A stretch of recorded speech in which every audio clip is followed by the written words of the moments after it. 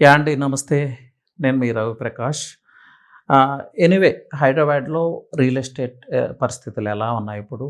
పర్టిక్యులర్‌గా last 1 ½ year నుంచి ఎలాంటి మార్పులు చూస్తున్నాం రియల్ ఎస్టేట్ సెక్టార్‌లో అనేది ఒకసారి మాట్లాడుకుందాం. అండి, drastic changes in Hyderabad real estate. ఓవరాల్‌గా హైదరాబాదే ట్రాన్స్‌ఫార్మ్ అవుతా ఉంది. హైదరాబాద్ రియల్ ఎస్టేట్ కూడా నెక్స్ట్ లెవెల్‌కి వెళ్తా ఉంది.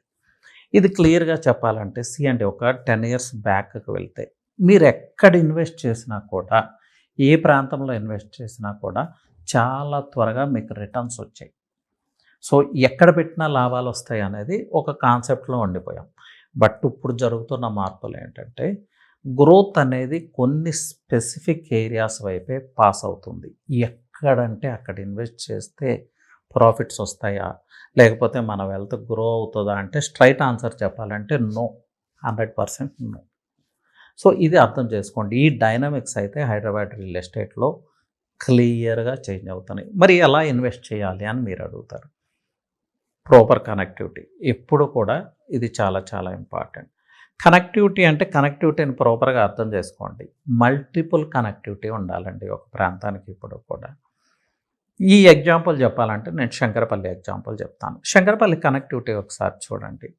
ఓఆర్ఆర్ ఎగ్జిట్ 1 అంటే ఫు ఐటీ షాడో ఏరియాస్ నుంచి ఫైనాన్షియల్ డిస్ట్రిక్ట్ కావచ్చు, గచ్చిబౌలి కావచ్చు, చాలా easy connectivity 30 minutes, 40 minutes drive. అలాగే ఓఆర్ఆర్ ఎగ్జిట్ 2 కొల్లూరు ఎగ్జిట్ నుంచి కనెక్టివిటీ వయా రేడియల్ రోడ్ 7.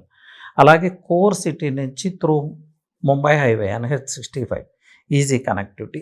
ఏ ప్రాంతానికైనా ఇలాంటి కనెక్టివిటీ ఉండాలి.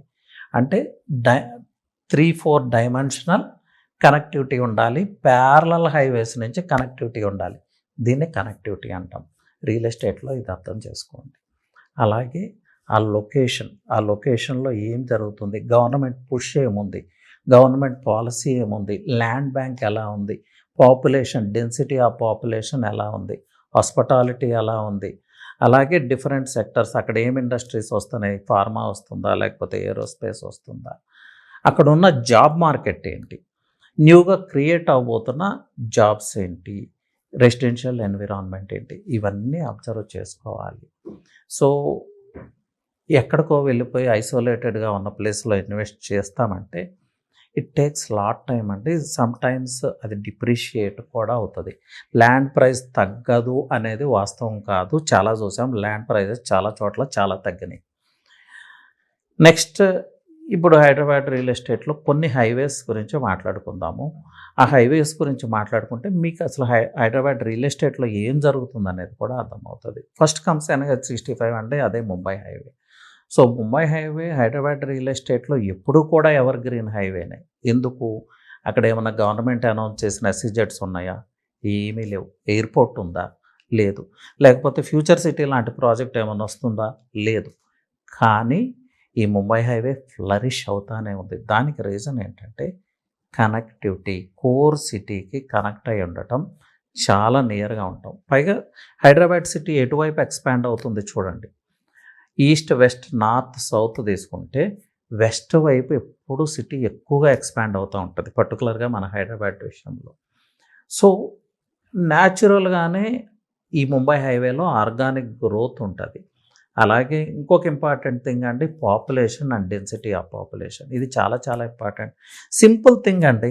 ఎక్కడ పాపులేషన్ నీడ్స్ ఉంటే అక్కడ రియల్ ఎస్టేట్ నీడ్స్ ఉంటాయి. ఇది అందరూ యాక్సెప్ట్ చేయాల్సిందే. ఇప్పుడు చూద్దాం హైదరాబాద్ పాపులేషన్ ఎక్కడుంది? మెజారిటీ ఆఫ్ ద పాపులేషన్ ఎక్కడుంది? వెస్ట్ జోన్‌లో ఉంది. హెచ్ఎండిఏలో 50% ఆఫ్ ది పాపులేషన్ వెస్ట్ జోన్‌లోనే ఉంది. సో, పాపులేషన్ ఉన్న చోటే రియల్ ఎస్టేట్ నీడ్స్ ఉంటాయి. That's the power of west zone and that's the power of Mumbai highway అండి. సో, పాపులేషన్ ఎక్కువగా ఉన్న చోట ఏమవుతుందంటే రిటైల్ మార్కెట్స్ ఆ ప్రాంతానికే వస్తాయి. హెల్త్ కేర్ ఆ ప్రాంతానికే వస్తది. ఎంటర్‌టైన్‌మెంట్ ఆ ప్రాంతానికే వస్తాయి. ఎడ్యుకేషనల్ ఇన్‌స్టిట్యూట్స్ కూడా ఆ ప్రాంతానికే వస్తాయి. సో, ఏమవుతది? మీరు వద్దు అన్నా కూడా ఆ ప్రాంతం డెవలప్ అవుతానే ఉంటది. సో, ఇప్పుడు హైదరాబాద్ రియల్ ఎస్టేట్‌లో ఇన్వెస్ట్ చేయాలంటే మనం కన్సిడర్ చేయాల్సింది ఈ ఫ్యాక్టర్స్‌ని. ఏవో ఎవరో చేసే ప్రకటనలు కాదు మనకి ఇంపార్టెంట్. లేకపోతే కలర్‌ఫుల్ బ్రోచర్స్ అంతకన్నా కాదు. గ్రౌండ్ రియాలిటీస్ కావాలి. ఇది అర్థం చేసుకోండి. దానికోసమే నేను ముంబై హైవే గురించి చెప్తున్నాను. ముంబై హైవేలో మైక్రో మార్కెట్స్ గురించి షార్ట్‌లో చెప్పేస్తాను. సో, ఫస్ట్ ఇనీషియల్‌గా మనం ఔటర్ రింగ్ రోడ్ ఓఆర్ఆర్ 3 దగ్గర తీసుకుంటే పటాన్ చెరువు అండి. It's transforming part and parcel of Hyderabad అయిపోయింది ఇప్పుడు పటాన్ చెరువు. హై రైజ్ కల్చర్ కూడా వచ్చేసింది ఆ ప్రాంతంలో. నెక్స్ట్ తీసుకుంటే ఇస్నాపూర్, చిట్కుల్, ఇంద్రేశం ఇది ఒక మైక్రో మార్కెట్ కింద తీసుకోవచ్చు. మీరు ఎఫోర్డబుల్ ప్రైస్‌లో విల్లా కావాలా? This is the market. Isnapur కావచ్చు, చిట్కులు కావచ్చు, ఇంద్రేశం కావచ్చు. లేకపోతే ఒక మంచి ఇన్వెస్ట్‌మెంట్ చేయాలి. ఒక 4, 5 ఇయర్స్‌లో అది part and parcel of city అయిపోవాలి అంటే దిస్ ఈజ్ ద మార్కెట్ అండి. Prices are around 45,000-50,000. సో, ఈ ప్రైస్‌లో ఎంటర్ అవ్వచ్చా అంటే 100% ఎంటర్ అవ్వచ్చు. ఈ 45,000 1,00,000కి రీచ్ అవుతది. మీరందరూ చూస్తుండగానే 1,00,000కి రీచ్ అవుతది. 1,50,000 కూడా రీచ్ అవుతది. This is sure. So, next తీసుకుంటే రుద్రారం అండి.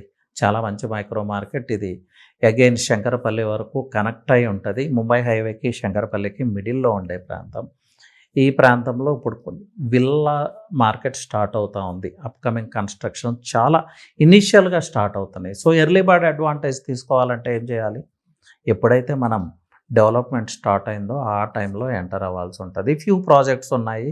So, price around 25,000 per square yard ఉంటది. నెక్స్ట్ తీసుకుంటే ఐఐటి కంది ఈ ప్రాంతాలండి. ఐఐటి కంది ఈ ప్రాంతానికి చాలా ఫ్యూచర్ ఉంది. ఆల్రెడీ అక్కడ ఐఐటి ఉంది, మీ అందరికీ తెలిసిందే. అలాగే నాందేడ్ హైవే ఇప్పుడు మహారాష్ట్ర వరకు క కనెక్ట్ చేస్తూ ఉంది మహారాష్ట్రని. అలాగే ఇది ఎక్స్‌ప్రెస్ హైవే, ఇండస్ట్రియల్ కారిడార్ కూడా. సో, ఈ ఏరియాని బేస్ చేసుకొని మీరు ఇన్వెస్ట్ చేస్తే, అలాగే ఈ ఏరియాలో కొంచెం ఎఫోర్డబుల్ ప్రైజెస్‌లో దొరుకుతా ఉన్నాయి. అరౌండ్ 22,000 నుంచి 25,000 హైవేకి నియర్‌గా మేబీ హైవే ఫేసింగ్ ఉంటే హయ్యర్ సైడే ఉంటది ప్రైజెస్. బట్ ఎఫోర్డబుల్ ప్రైస్ అంటే 22,000 బిలో 25,000 ఈ ప్రాంతాల్లో దొరుకుతా ఉన్నాయి. 100% ఇన్వెస్ట్ చేసుకోవచ్చు. రీసెంట్ టైమ్స్‌లో ఇక్కడ కూడా స్లోగా విల్లా కల్చర్ స్టార్ట్ అవుతుంది. సో, ఏ డెవలప్‌మెంట్ అయినా ఆ స్టార్ట్ అయిన టైంలో అంటే ఇనీషియల్‌గా బిగిన్ అయిన టైంలో మనం మార్కెట్‌లోకి ఎంటర్ అయితే, మనం ఎగ్జిట్ అయ్యే టైంకి ఆ ప్రాంతం యొక్క రూపురేఖలు మారుతాయి. మీకు ఎగ్జిట్ ఈజీ అవుతది. లేదు అంటే ఒక ప్రాపర్టీ లాగా మిగిలిపోతది. లేదు మీ డ్రీమ్ విల్లాని అక్కడ కన్‌స్ట్రక్ట్ చేసుకునే అవకాశం. ఇది కంది మార్కెట్ అండి. నెక్స్ట్ తీసుకుంటే సంగారెడ్డి అండ్ సంగారెడ్డి సరౌండింగ్స్. ఇంకా Sangareddy already developed town. High density of population ఉంటది. రీజనల్ రింగ్ రోడ్ స్ట్రెచ్ అక్కడే స్టార్ట్ కాబోతుంది పెద్దాపూర్‌లో. ఫస్ట్ ఫౌండేషన్ స్టోన్ అక్కడే లే చేస్తారు. 150 ఏకర్స్‌లో ఇంటర్చేంజ్ వస్తుంది. చాలా జాబ్ మార్కెట్ ఉంది. District head quarter. సో, ఈ సరౌండింగ్స్‌లో మైక్రో మార్కెట్స్‌ని ప్రాపర్‌గా అర్థం చేసుకొని ఇన్వెస్ట్ చేస్తే చాలా అంటే చాలా మంచి రిజల్ట్స్ ఉంటాయి. సో, ఇదే ముంబై హైవేలో కొంచెం ఎఫోర్డబిలిటీ కావాలి మీకు అంటే వోక్సన్ యూనివర్సిటీ, కమ్కోల్ ఈ ప్రాంతాలు. ఈవెన్ 10,000 దగ్గర నుంచి స్క్వేర్ యార్డ్ లభిస్తూ ఉంది ఈ ప్రాంతాల్లో. 10,000-15,000 అనుకోండి. నెక్స్ట్ ఆఫ్టర్ కమ్కోల్ తీసుకుంటే మేబీ జహీరాబాద్, నిమ్స్ ఆ సరౌండింగ్స్ అండి. రీసెంట్ టైమ్స్‌లో జహీరాబాద్‌కి చాలా క్రేజ్ ఉంది. Zaheerabad it self is a potential place అండి. ఇండస్ట్రియల్ సిటీ అది. నిమ్స్ గురించి మీ అందరికీ తెలిసిందే. సో, హైదరాబాద్‌ని బేస్ చేసుకొని ఇన్వెస్ట్ చేయాల్సిన అవసరం లేదు జహీరాబాద్‌లో. సో, జహీరాబాద్‌లో ఏం జరుగుతుందనేది అర్థం చేసుకొని ఆ ప్రాంతాల్లో ఇన్వెస్ట్ చేసుకోవచ్చు. బట్ బెటర్ ఆప్షన్ ఏంటంటే ఎప్పుడూ కూడా హైదరాబాద్ సిటీని బేస్ చేసుకొని హైదరాబాద్‌కి నియర్‌గా ఇన్వెస్ట్ చేసుకోవటం బెటర్. మీకు అక్కడ ఏదన్నా బిజినెస్ ఉంది, మీ రిలేటివ్స్ ఉన్నారు, లేకపోతే మీకు ఇంట్రెస్ట్ ఉంది అంటే యూ కెన్ గో హెడ్ అండి. ఇది క్లుప్తంగా ముంబై హైవే. ఇంకా చాలా మైక్రో మార్కెట్స్ ఉన్నాయి ముంబై హైవేలో. నేను జస్ట్ మీకు బేస్ లైన్ ఇచ్చాను అంతే. దీన్ని అర్థం చేసుకోండి. సో, ముంబై హైవేలో ఎలాంటి ఇన్వెస్ట్‌మెంట్ చేయాలన్నా, లేదు అక్కడ ఎలా ఇన్వెస్ట్ చేయాలి, ఏ పారామీటర్స్‌ని దృష్టిలో పెట్టుకొని చేయాలి అనే విషయానికొస్తే I'm there to help you out అండి. మీరు ఎప్పుడైనా కాల్ చేయొచ్చు. నా నెంబర్ వచ్చి 9133728888. Anyway thank you. All the best.